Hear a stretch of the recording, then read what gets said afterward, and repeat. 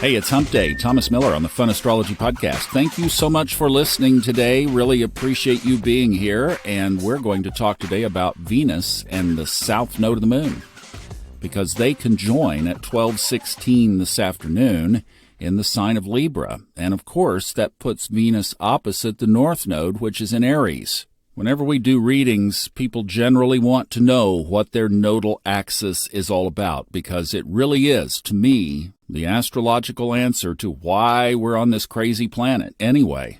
Now, we're going to talk about this from the macro perspective, the part that affects all of us, not what somebody's particular south node or north node might mean. That's what you pick apart when you're together looking at your own chart.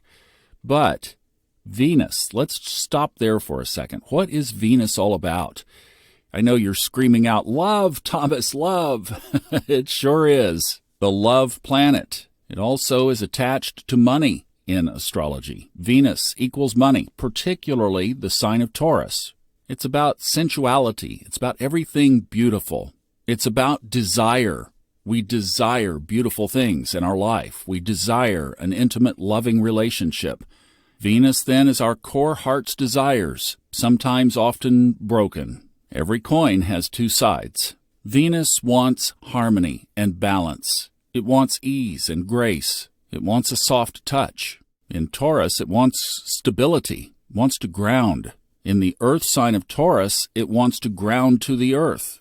In the air sign of Libra, it wants to ground to others, friends, connections.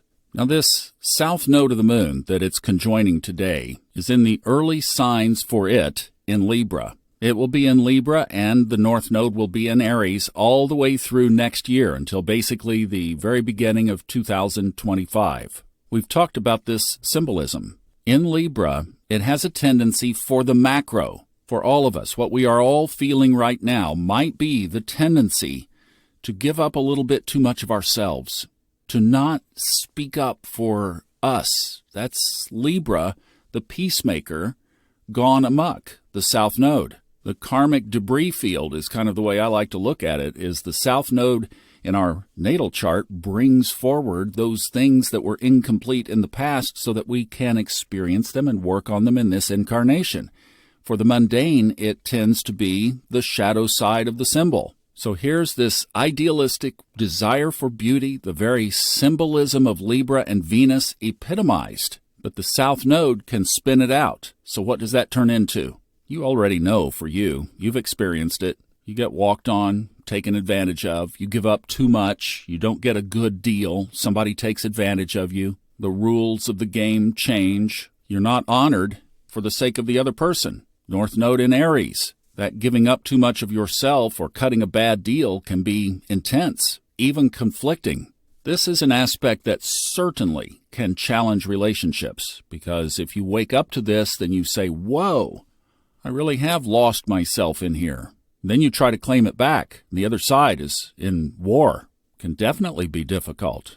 I know of a marriage that was mentioned on Sunday night that had been here and there, and now it's ending.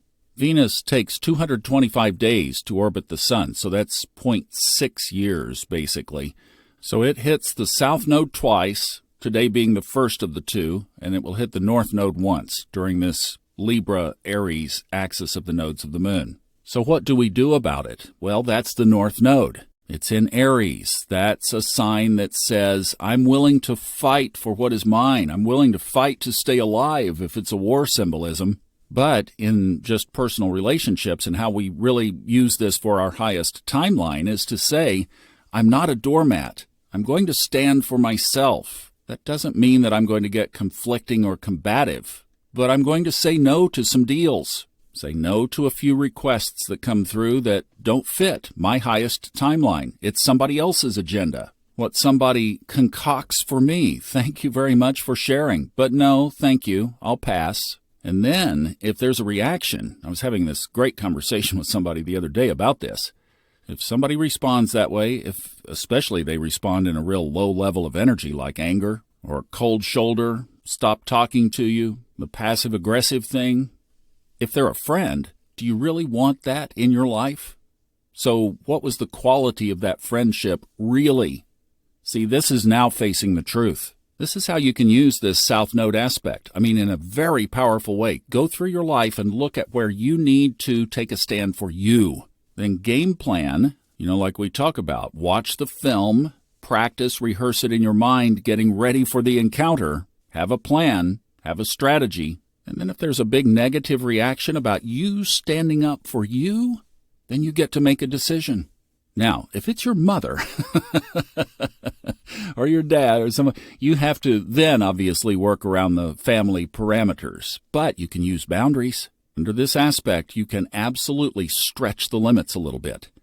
I really applied this when I started saying, I love you like I do often at the end of these and playing I am loving awareness with Ram Dass. That was me following my nodal path, which is exactly the opposite of what we're talking about here. It's moving from the aggression of Aries to the love and harmony of Venus. My default mode was war, combat. One of us is going to walk out of the woods, and guess what? It's going to be me. Well, change that to love. Change that to acceptance. Change that to just saying, I love you. I can tell you, from my lens over here on this side of the microphone, the response to that is absolute. It shifted my whole life. It is amazing. So the thing is, when you get the guts up to step into your path of the North Node, which in this case, macro, what's going on for all of us, is standing up for ourselves, it's incredible how it can change your life. And that aspect is today. Now is the time. Think about it. It's a great tip. And you know what I'm going to say next. I do love you. Thanks for listening.